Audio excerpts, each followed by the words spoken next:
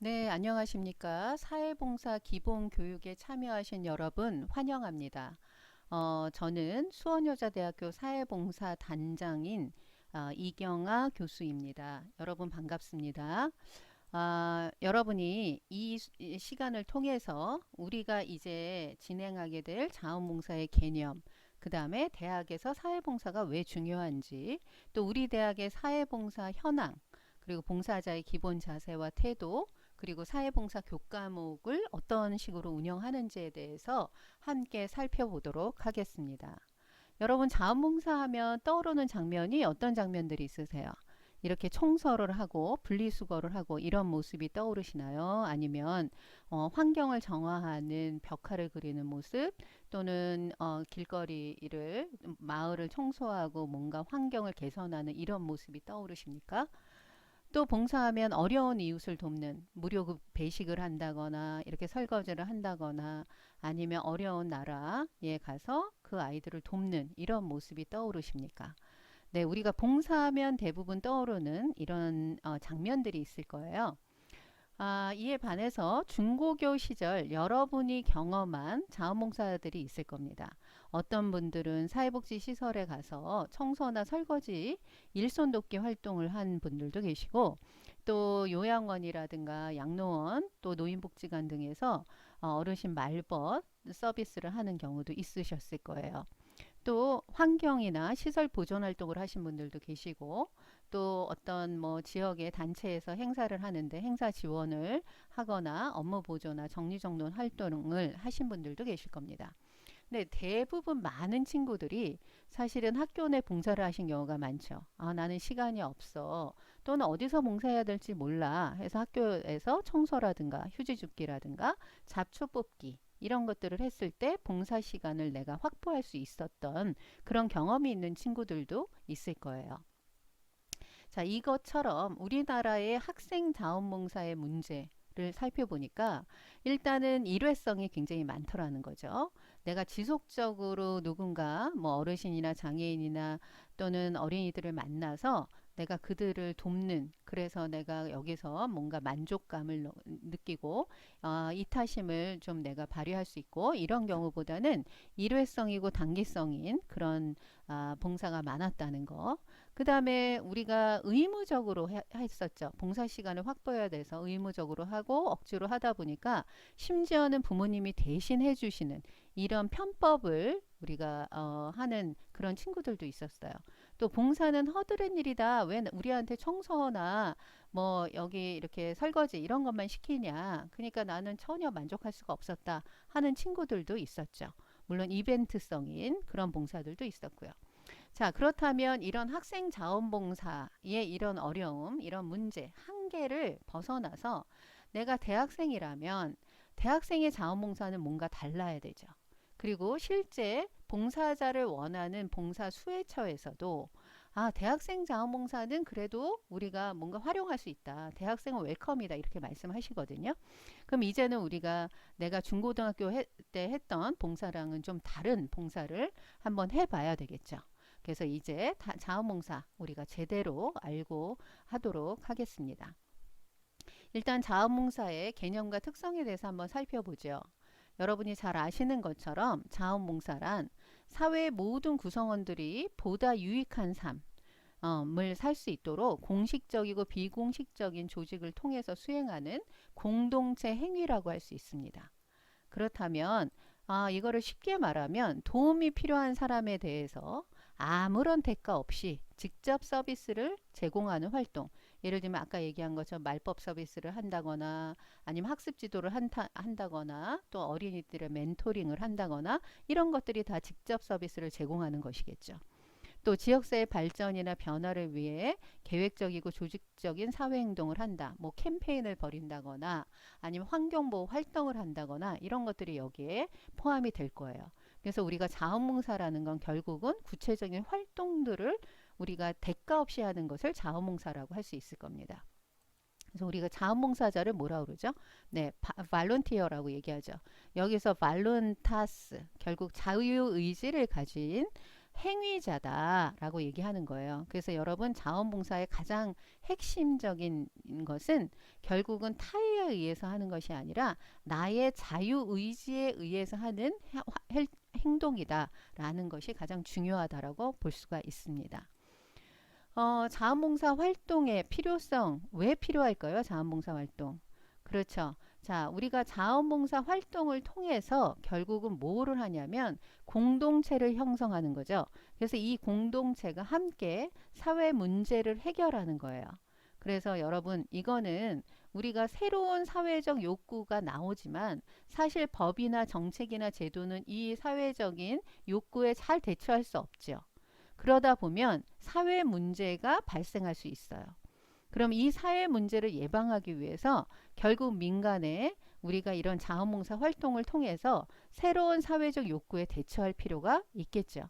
자, 이러다 보면 사회 공동체가 오히려 약화되는 것이 아니라 강화될 수 있고, 그 다음에 각각 개인은 건강한 사회가 될 수 있도록 사회 참여를 할 수 있는 것입니다. 그리고 우리가 사실 내가 뭔가 여가 할 수 있는 시간이 있다. 남는 시간이 있다. 그러면 이 여가 시간을 굉장히 보람되고 알차게 보낼 수 있고 그러면서 내가 자아 실현을 할 수 있는 좋은 계기가 되는 것이 바로 자원봉사 활동이라고 이야기할 수 있겠습니다. 자, 그래서 결국은 자원봉사의 가치를 살펴본다면 나 자신의 변화와 성장. 왜 그럴까요? 나도 모르게 이런 자원봉사 활동을 하면서 나의 잠재력을 발견하고 발휘할 수 있죠. 그래서 이런 잠재력을 발휘하면서 또 자신감도 얻게 되는 거고요. 아, 나도 참 괜찮은 사람이구나. 긍정적인 자아상을 갖게 되고 그러면서 사회성이라든가 문제 해결 능력이 더 향상되는 걸 볼 수 있습니다. 그럼 이것이 개인적인 변화와 성장뿐만 아니라 이 사회에 도움이 되는 연대 공동체를 조직하는 그런 건강한 시민을 양성하는 그런 결과를 낳을 수 있다는 것이죠. 그래서 이렇게 건강한 연대 공동체를 조직하는 시민이 되어서 결국은 이웃과 공동체의 문제 해결 또는 삶의 질 개선에 내가 뭔가 참여하고 기여할 수 있고요. 그러다 보면 민주주의와 시민사회 형성에 내가 기여하는 사람이 될 수 있다는 것이죠.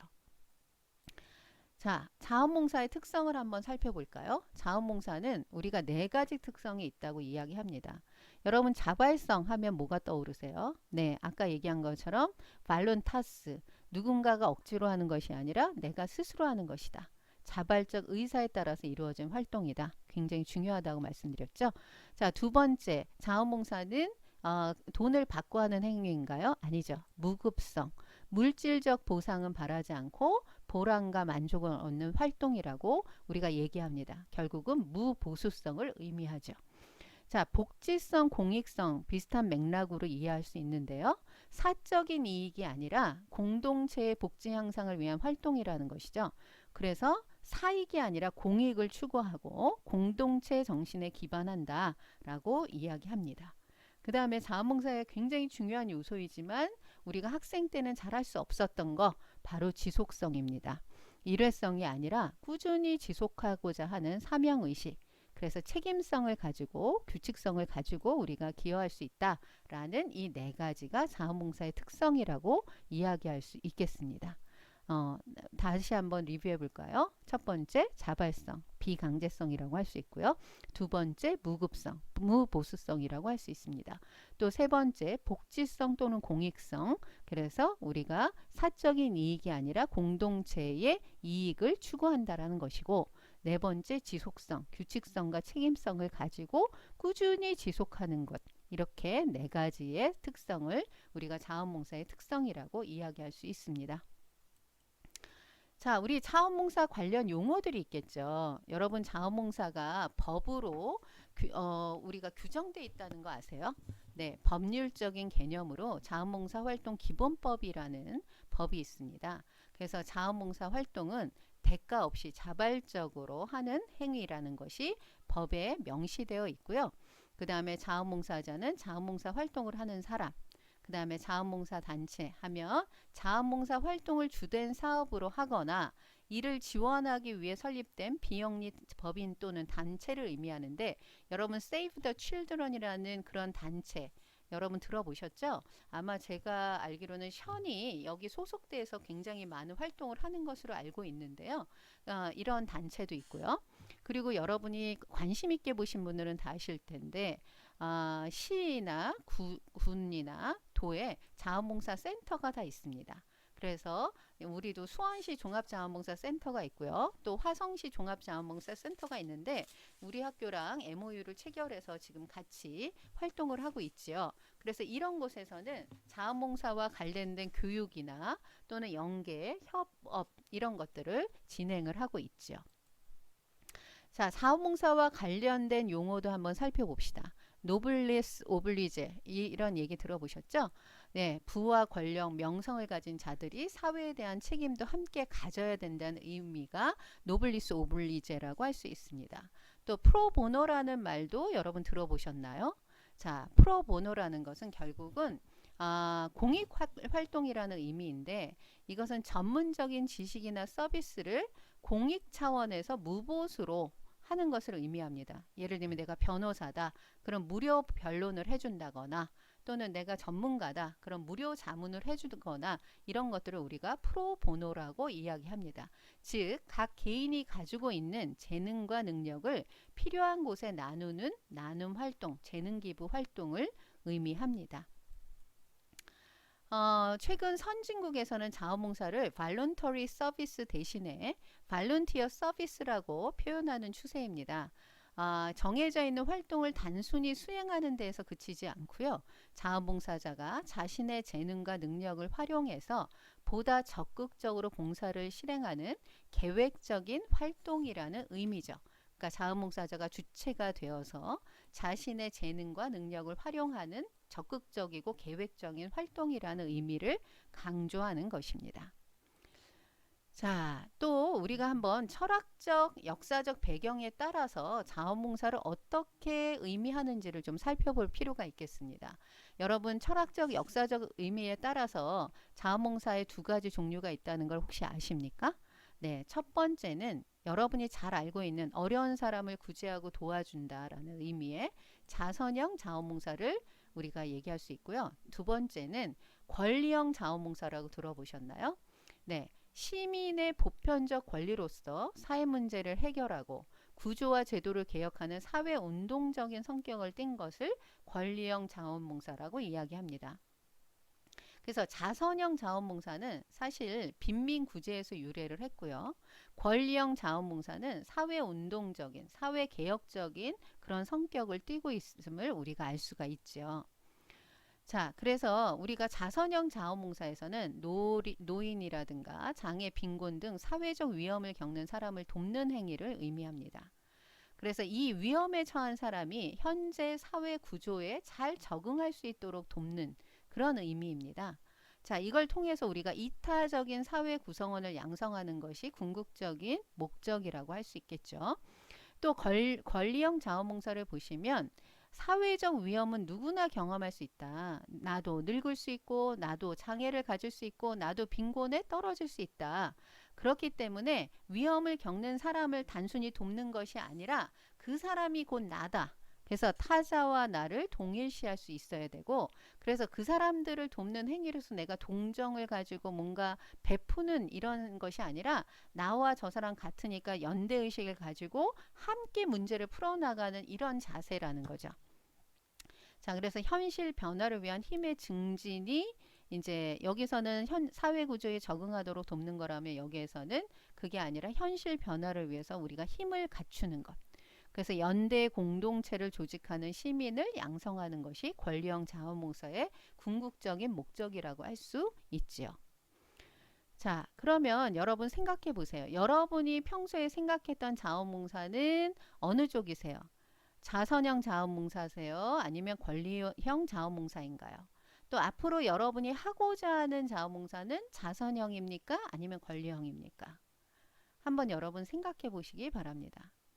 자, 그러면 예를 들면 개인의 초점을 맞추는 사람은 자선형 자원봉사를 하는 것을 더 지향할 것이고, 사회 구조라든가 사회 개혁에 초점을 맞추는 사람, 사회 변화에 초점을 맞추는 사람은 우리가 권리형 자원봉사에 더 초점을 맞추겠죠. 예를 들면 내가 참치캔을 따다가 손을 다쳤어요. 그럼 개인형 이제 개인의 초점을 맞춘 사람이 이렇게 얘기하겠죠. 아, 조심하지. 어쩌다 그랬어. 내가 약 발라줄게. 이렇게 얘기하겠죠. 그런데 이제 구조에 초점을 맞춘 사람이 이렇게 얘기할 거예요. 어느 회사 제품이야? 아니, 그 회사에서 좀 더 나은 제품, 사람들이 다치지 않는 제품을 만들 수 있도록 우리는 어떤 역할을 해야 될까? 또 국가에서는 이런 사고를 줄이기 위해서 어떤 역할을 해야 되나, 이렇게까지 생각하는 것이 권리형 자원봉사자들의 지향점이라고 이야기할 수 있죠. 여러분, 지금은 없는 이야기라는 그런 우화 동화 책을 읽어보신 적 있나요? 여기에 보면 팔 없는 원숭이 이야기가 나옵니다. 팔이 없는 원숭이가 팔이 없음에도 불구하고 이 장애를 잘 극복하고 존경을 받게 되었다는 거예요. 그런데 이제 장애를 극복하고 팔이 없음에도 불구하고 너무 잘 살게 된 원숭이.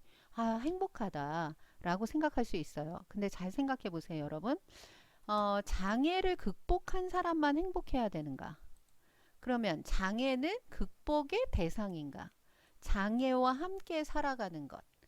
그리고 장애를 가지고 살아가는 것이 그것이 극복해야 될 어떤 문제라고 생각하는가, 여러 가지 생각을 우리가 좀 해야 되죠. 또 다른 원숭이들이 이 팔 없는 원숭이 중에 장애를 극복하고 존경을 받게 된 원숭이랑 다르게 다른 삶을 살 때, 그래서 비난을 받게 되었다면, 쟤 봐라, 쟤는 저렇게 팔이 없는데도 저렇게 잘 살잖니, 저렇게 성공했잖니, 근데 너는 왜 똑같이 팔이 없는데 넌 그렇게밖에 못 사니? 라고 한다면 이거는 과연 타당한가에 대한 고민을 좀 우리가 해야 되겠죠. 그래서 사회적 위험에 당면한 사람들을 동정과 연민으로 바라볼 것인가, 아니면 나와 타인이 다르지 않음을 인식하는 공감의 시선으로 바라보고 장애와 함께 살아가는 장애인, 또 우리가 나이 듦을 이렇게 우리가 받아들이면서 하루하루 나이 들어 가시면서 그 삶을 살아내는 어르신들, 그분들을 바라보면서 저 사람들이 나와 다른, 내가 뭔가 도와줘야 되고 내가 그들을 뭔가 지원해야 되는 어려움에 당한, 뭔가 나랑 불평등한 관계에 있는, 나보다 훨씬 좀 낮은 위치에 있는 사람이 아니라 나와 동등한 위치에서 우리가 함께 해야 되는 공동체의 하나의 구성원이라고 우리가 받아들이는지, 그러면 이렇게 팔이 없는 원숭이를 제도적으로 법적으로 이들을 지원할 수 있는 방법이 무엇인지, 장애인과 비장애인이 함께 살아갈 수 있는 방법이 무엇인지를 우리가 고민하는 것이 권리형 자원봉사라고 할 수 있는 것이죠. 여러분, 오드리 헵번이라고 아세요? 여러분도 잘 아실 거예요. 티파니에서 아침이나 로마의 휴일에 나왔던 굉장히 유명한 여배우입니다. 근데 이 여배우가 암으로 사망할 때까지 결국은 노년에 이분이 했던 것은 아프리카의 기아, 정말 못 먹고 굶주린 아이들을 돕는 것이 이분이 했었던 굉장히 중요한 역할이었어요. 그래서 이분이 이런 얘기했죠. 사람들은 상처로부터 치유되어야 하고 낡은 것으로부터 새로워져야 하고. 근데 이분이 이렇게 아프리카의 아이들을 돕는 이것이 굉장히 사람들에게 많은 울림을 준 이유는 굉장히 유명한, 이런 어려움과는 너무나 어울리지 않는 굉장히 유명한 여배우였기 때문에, 굉장히 화려한 삶을 살 수 있는 여배우였기 때문이죠. 근데 이분이 결국 노년에는 모든 것을 내려놓고 이 아프리카 아이들을 위해서 헌신했었어요. 이런 오드리 헵번이 있고요. 또 그 다음에 헬렌 켈러, 여러분 아시나요? 헬렌 켈러는 생후 19개월인가요? 그때 병을 앓고 난 뒤에 시력과 청력 모두를 잃었어요. 그래서 거의 정말 가족들이 짐승이라고 얘기할 정도로, 여러분 생각해 보세요. 내가 귀도 안 들리고 눈도 안 보이면 어떻게 글을 배우고 어떻게 말을 배울 수 있었겠어요. 이런 상황에서 설리반이라는 이 선생님이, 설리반이라는 선생님인데, 이 선생님을 통해서 결국은 말을 배우게 되고 글을 배우게 돼요. 그래서 이분이 결국은 새로운 세상을 알게 되고, 근데 여기서 끝나는 게 아니라 시청각 중복 장애인으로서 처음으로 학사학위를 받았고, 그 다음에 독일어를 비롯해서 5개 언어를 구사했고, 그리고 여기서 끝난 것이 아니라 장애인들을 위한 장애인들의 인권이라든가 장애인의 정책을 위해서 사회적 편견을 해소하고 이런 정책을 만들기 위해서 엄청나게 노력하신 분이 바로 헬렌 켈러예요. 그래서 헬렌 켈러 프로젝트라는 것이 있는데, 결국 시청각 장애인이 우리나라에만 2만 명이 있는데, 이들을 위해서 예를 시청각 장애인은 예를 들면 점자책, 점자 도서들이 중요하잖아요. 그래서 이 점자 도서를 만들 수 있는 그런 기금을 갖다가 조성하고 했던 분이 헬렌 켈러입니다. 그럼 여러분 오드리 헵번과 헬렌 켈러 굉장히 기여한 바가 크죠. 근데 우리가 오드리 헵번 같은 경우를 전형적으로 앞에서 얘기한 선형 자원봉사를 했던 사람이라고 할 수 있고, 우리 헬렌 켈러처럼 장애인의 인권이라든가 장애인에 대한 그런 권익 향상을 위해서 노력하신 이런 분을 권리형 자원봉사를 하신 분이다, 권리형 사회봉사를 하신 분이다 라고 이야기할 수도 있겠습니다.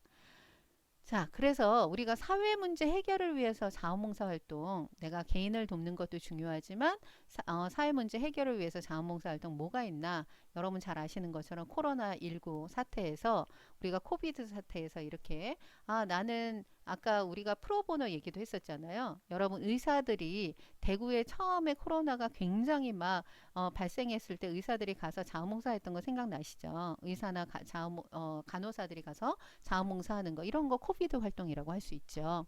그리고 이제 우리가 집에서 다른 것을 할 수 없지만 수제 마스크를 우리가 같이 모여가지고 만들어서 이거를 어려움에 당한 사람들에게 다 나눠준다. 이런 것들도 사회 문제 해결을 위한 자원봉사 활동이라고 할 수 있어요. 또 여러분 수년 전에 있었던 거 기억나세요? 태안에 유조선이 결국은 여기서 문제가 생겨서 좌초됐던가, 그래서 기름 유출 사건이 있었는데, 이때 정말 전국에서 몇만 명의 자원봉사자들이 와서 이 기름이 막 둥둥 뜨고 기름에 다 노출된 이 바위나 이 돌들을 하나하나 다 닦아내고 했던 그런 봉사활동, 이런 것들이 여러분 사회 문제 해결을 위한 자원봉사 활동이라고 우리가 이야기할 수 있겠죠. 결국 자원봉사 영역 하면 우리가 사회 변화나 문제 해결을 위한 봉사, 뭐 모니터 활동이라든가 옴부즈맨 관련 단체에서의 캠페인 활동, 이런 것들을 할 수 있을 것이고, 그 다음에 서비스 제공으로서 사회복지 관련 시설 등에서 아동이나 장애인, 노인, 다문화 가족이나 세터민들과 함께하는 이런 활동들을, 직접 서비스를 하는 활동들을 우리가 예로 들 수 있을 겁니다. 또 아까 프로보노처럼 정책 결정이나 자문의 역할, 이런 것들도 할 수 있겠죠. 자, 이 중에서 우리가 할 수 있는 거는 뭐가 있을까요? 네, 그렇죠.